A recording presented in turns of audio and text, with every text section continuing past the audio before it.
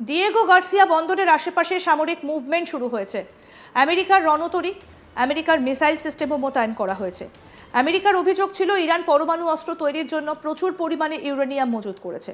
এটা বন্ধ না করলে ইরানের ওপর আমেরিকা হামলা করতে পারে 1 মের পর। আজ তাক বাংলায় 27 মার্চ 2025 ভবিষ্যৎবাণী করেছিলেন ভারতীয় সেনার প্রাক্তন কর্নেল দীপ্তাংশু চৌধুরী। কি ভবিষ্যৎবাণী করেছিলেন কর্নেল দীপ্তাংশু চৌধুরী, আসুন শোনাই আগে আপনাদের। 135 স্ট্র্যাটো ট্যাঙ্কার প্রায় 10টি ল্যান্ড করেছে গতকাল এই দ্বীপে। কেন আমরা জানি না। B2 বোম্বার স্পিরিট আমি বললাম এখানে এসেছে, এবং তার সাথে সাথে ইউএস এর হ্যারি ট্রুম্যান যে এয়ারক্রাফট ক্যারিয়ার, এটাও কিন্তু আশেপাশে এই গার্সিয়ার আশেপাশে কিন্তু এই যুদ্ধ জাহাজ যেটা এয়ারক্রাফট ক্যারিয়ার, এটাও কিন্তু ঘুরছে। এবং আনসার আল্লাহ ইয়েমেনে একটা অলরেডি সিভিল ডিসোবিডিয়েন্স চলছে, যেখানে ইন্টারনাল ইয়েমেনে প্রবলেম হচ্ছে। সেখানে কিন্তু একটা ছোট্ট মিসাইল লঞ্চ ইউএস এই লাস্ট বিগত 2 সপ্তাহ ধরে করছে। এবং ইউএস টাইফন মিসাইল সিস্টেম, এই টাইফন মিসাইল সিস্টেম ফিলিপিন্স আর এই আইল্যান্ডে কিন্তু রাখা হয়েছে বেসিক্যালি ফর কি Chinese military and industrial target. চায়নার বিরুদ্ধে এটা প্রায় 1930 কিলোমিটারের টাইফন মিসাইল যেতে পারে, এবং এর গতি এবং যা রাখা হয়েছে বলে আমাদের কাছে খবর, এটা কিন্তু চায়নার দিকে মুখ করে রাখা হয়েছে। এই প্রশ্নগুলো আমি রাখলাম। এই আইল্যান্ডের সম্বন্ধে সচরাচর কারোর নলেজ নেই। এটা খুব সেন্সিটিভ এরিয়া, এর ওপর দিয়ে নো ফ্লাই জোন। এবং এই আইল্যান্ডের ওপর এই যে সামরিক বাহিনীর বিগত 2 দিন ধরে যে কেন এত ইনক্রিজ হলো আমরা এটা জানি না। এটা ইরানের সঙ্গে একটা ইউনাইটেড স্টেটসের ইরানকে বলেছে যে নিউক্লিয়ার এনরিচমেন্ট হয় তাকে বন্ধ হবে। সেটা যদি বন্ধ না করে তাহলে কিন্তু আমার মনে হয় যে ইউনাইটেড স্টেটস 1 মের পর কিছু অ্যাকশন ইরানের ওপর নিতে পারে। কতদূর কি হবে সময়ের অপেক্ষা আমাদের দেখতে হবে।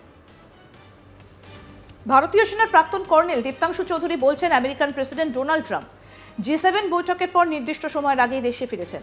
হোয়াইট হাউসের ওয়ার রুমে ইসরায়েল এবং ইরানের সংঘর্ষ নিয়ে গুরুত্বপূর্ণ বৈঠক করেছেন। তিনি জানান ইসরায়েল কিন্তু এখনও পরমাণু অস্ত্র নিরস্ত্রীকরণ চুক্তি বা এনটিপিতে সই করেনি, কিন্তু ইরান করেছে। এছাড়া গাজায় যখন ইসরায়েল লাগাতার হামলা চালিয়েছিল তখন কিন্তু বিশ্বের অন্যতম শক্তিধর দেশগুলো ফিলিস্তিনিদের পাশে সেভাবে দাঁড়ায়নি। কিন্তু এখন ইরান ইসরায়েলের ওপর পাল্টা প্রত্যাঘাত করতেই সকলে মিলে ইরানকে কোণঠাসা করার জন্য কোমর বেঁধে নেমে পড়েছে, যার মধ্যে অবশ্যই রয়েছে আমেরিকা। এই বিষয়ে কি বলছেন কর্নেল দীপ্তাংশু চৌধুরী সেটাও শুনবো। ইসরায়েলের প্রথমে বলছে ইউনাইটেড স্টেট মার্কিন যুক্তরাষ্ট্র আমরা এই যুদ্ধর পরে নয়, আমরা এই যুদ্ধ থেকে আমরা শান্তির দিকে আমরা যেতে চাই। কিন্তু পেছন দিকে ইসরায়েলকে বলছে যা যুদ্ধ চালিয়ে যাও করো। এবং আস্তে আস্তে যখন এর তীব্রতাটা বাড়লো, কিসের জন্য হচ্ছে, ইসরায়েল কেন অ্যাটাক করলো, বললো সেলফ ডিটারেন্ট, আমি নিজের জন্য আমার নিজের রাষ্ট্রের জন্য আমি বাঁচাবার জন্য আমি ইরানকে অ্যাটাক করলাম। এই 5 দিন আগে যে ভোর রাত্রিরে যে ক্ষেপণাস্ত্র মিসাইল অ্যাটাক করলো। এখানে আমি শুরু করার আগে দর্শকদের জন্য বলা খুব পরিষ্কার যে ইরানে আমি ধরে নিচ্ছি যেটা বলছে ইসরায়েল সত্য, কিন্তু ইরান নিউক্লিয়ার পলিফারেশন ট্রিটি NPT সিগনেটারি, হস্তাক্ষর করেছে ওই চুক্তিতে, ইসরায়েল করেনি। এবং বলছে ইরান যদি ইউরেনিয়াম এনরিচমেন্ট করে ফিউচার, তাহলে 9 থেকে 10টা নিউক্লিয়ার ওয়ারহেড অথবা বম্ব তৈরি করতে পারে ফিউচার। ইসরায়েলের কাছে আপাতত আমাদের কাছে যা খবর 100 থেকে 400টা নিউক্লিয়ার ওয়ারহেড আছে। প্রত্যেক দেশ, এই পাশ্চাত্য দেশগুলো যারা আজকে G7 অথবা হাল্লা করছে, প্রত্যেকের কাছে নিউক্লিয়ার স্টক পাইল আছে। ইসরায়েল বলছে যে নিজেদের ডিটারেন্টের জন্য সে ক্ষেপণাস্ত্র ইরানকে করলো, কিন্তু কোনোটার সঙ্গে মিলছে না।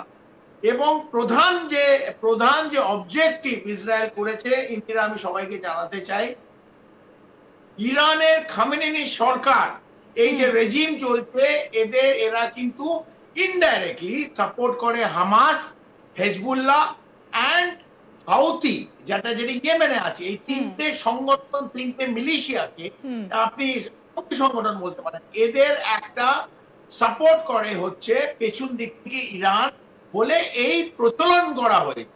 করে কি করেন আমরা জানি না, প্রচলন করা হয়েছে। এবং ইসরায়েল আমরা জানি 19 মাস ধরে হামাসে প্যালেস্টাইনের ওপর যে গোলা বর্ষণ করলো, ক্ষেপণাস্ত্র বর্ষণ করলো, যাতে যেমন হামাসের জঙ্গিরা মারা গেছে, তার সঙ্গে হাজার হাজার মহিলা এবং শিশুর মৃত্যুবরণ হয়েছে।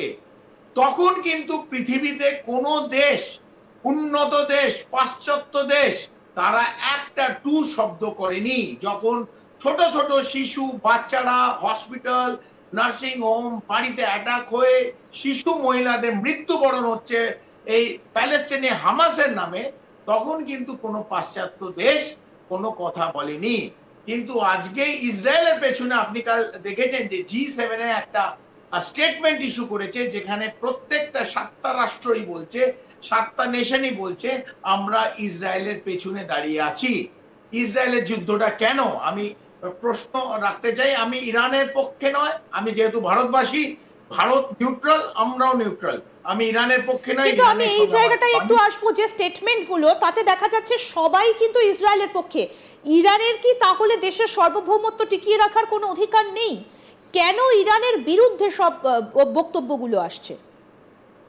ইন্দিরা, আমি যেমন করে বললাম যে খামেনেনি রেজিমটাকে ওরা চেঞ্জ করতে চায়, এই রেজিমটা ওরা চায় না।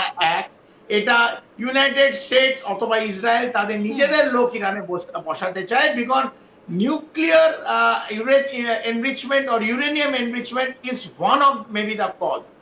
প্রধান যে কজ হচ্ছে তেল।